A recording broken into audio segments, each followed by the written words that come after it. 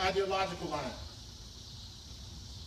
We at Black Lives Matter, Oklahoma, we at East 6th Street Christian Church, no, we don't do this thing by ourselves.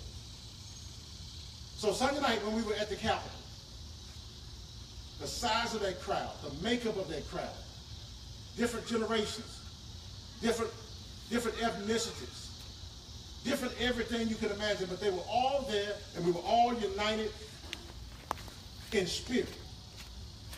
We were united because not only did we just see wrong in Charlottesville, we see wrong often.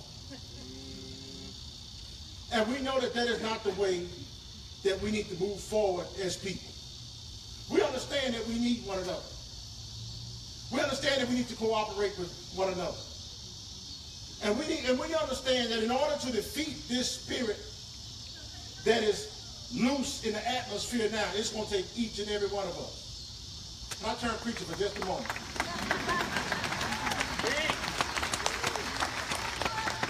One of my favorite scriptures in the Hebrew Bible is Micah 6:8, which tells us to do justice, love mercy, and walk humbly with God. That's something that I have tried to live by all of my life. Do justice, love mercy, and walk humbly with God. So when you have these kind of issues that we've been having, let's just, I hate the false equivalency, which I think is evil and a sin. And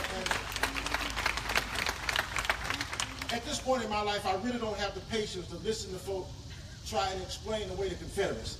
I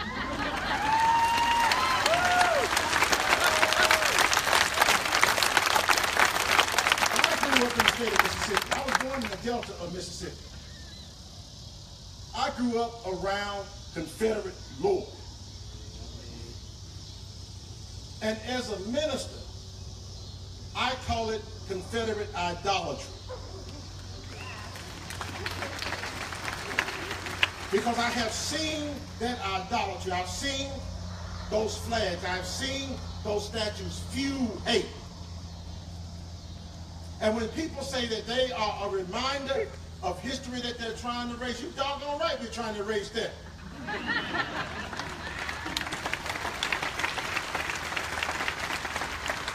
You can't tell me you're proud to be American while you celebrate traitors to America.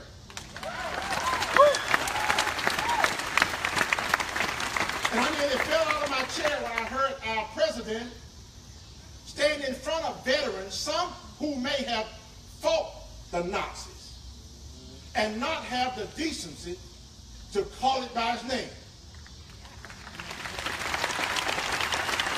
We have to name the demon. We have to name the spirit that's loose right now. We have to name it and we have to walk together. The enemy is not in this place this evening. The enemy is not even somewhere else. The enemy is a spirit that tries to hold and twist history over all of us. And then I say, well, we don't know our history. Y'all control the books. I teach social studies in high school. I see what kind of books we have. And I know how I must supplement sometimes the mess that's in there.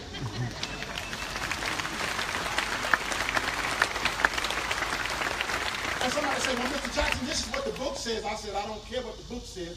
I'm going to tell you what's real. And I can show you what's real. Because it's in the book does not mean it's right.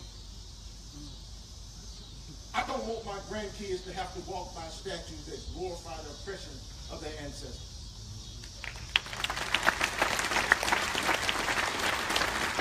Yes, theoretically, you are free to believe whatever you believe. And I don't have a problem with it, but if your beliefs deal in the oppression of me, I got a problem with that. So I'm glad that we gathered this evening in spirit. I'm glad of the makeup of this crowd, of this group. I've had conversations with several individuals tonight, and we've all been on the same page. We all recognize what's happening in our nation. We all recognize what's happening in our world. And we all know that we want to do something about it. And the best thing that we can do at this point is to stick together and to move together. Now, let me put on my Democrat hat for a minute. If we want to exact some change, we got to vote some right folks in. Yeah.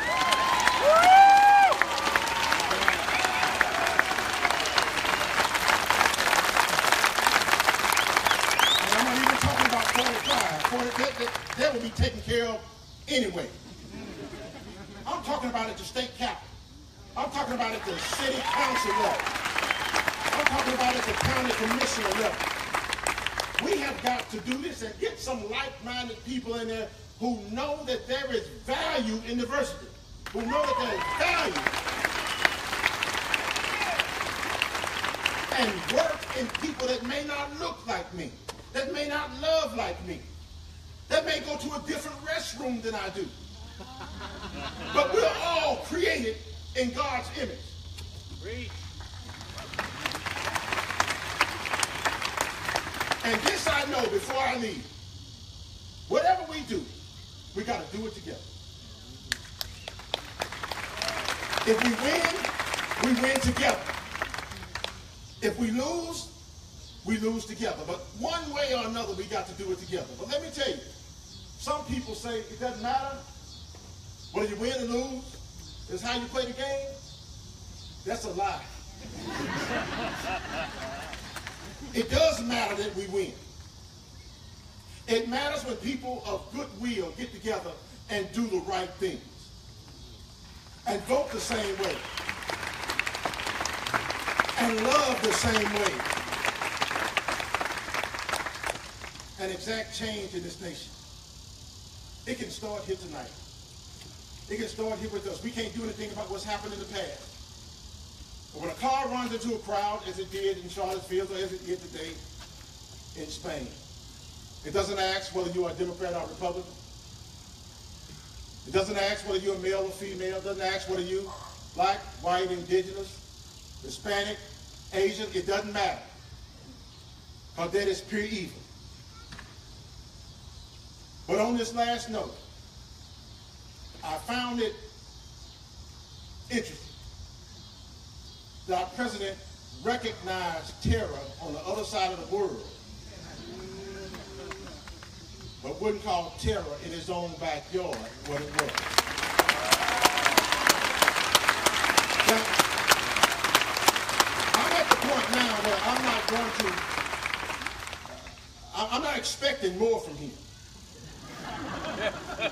I wrote on my Facebook the other night, you know, look,